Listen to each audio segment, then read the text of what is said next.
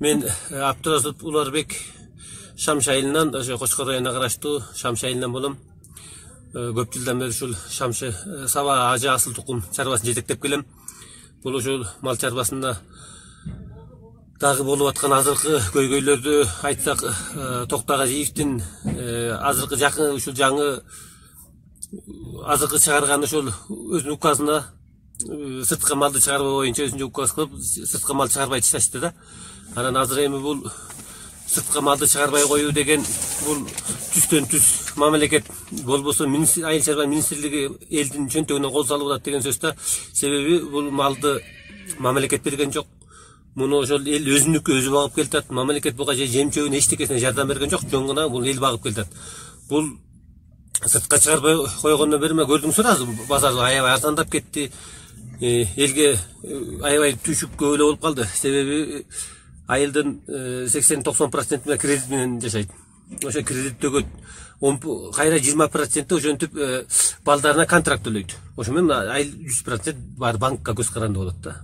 Анан бул кредитти анан балдарга контракт төгүш үчүн базар, мал базарга барып мал сатышат. Ошол азыр көрдүңөр, торпок уйлар бир 10-15 миң сомго, жылкыларда бир 7-8 миң сомго арзандап кетти базар. Аябай арзандап кетти да. Мына көрдүңүздөр, бүгүн 2-3 базардан бери базарда мал асайды элди. Элдин баары саткысы келбей калды.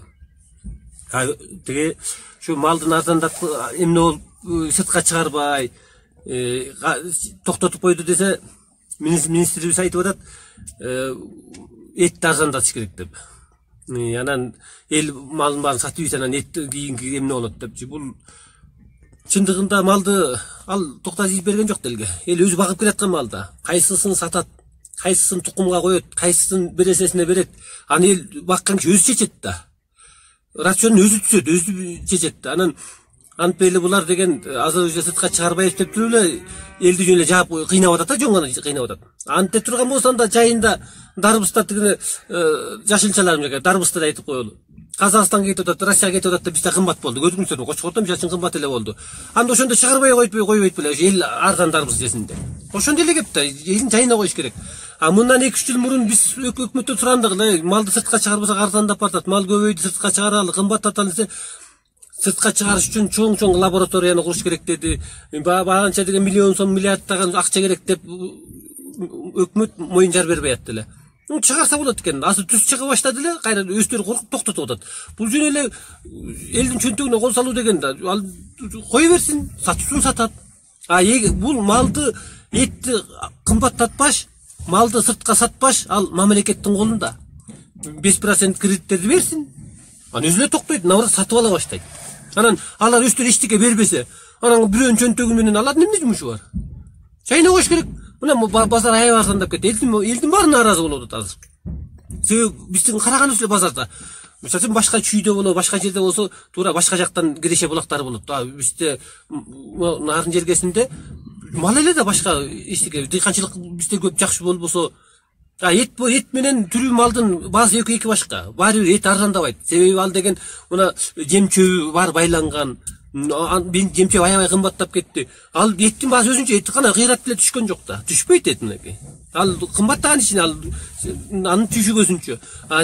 Мындай жөнөкөй базарда алды бердинен өзүбүздүн жана тукум кыла турган, же сыртка чыга турган малдын баасы мына бизде аябай түшүп кетти. Мына доллар өзү 85-ке чыгып кетти.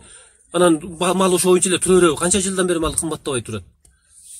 Биз долларга салып эсептесек, анда мал дагы 2-3 эсе кымбатташ керек ал үчүн. Биздики мына доллар өзү 20 долларга кымбаттады.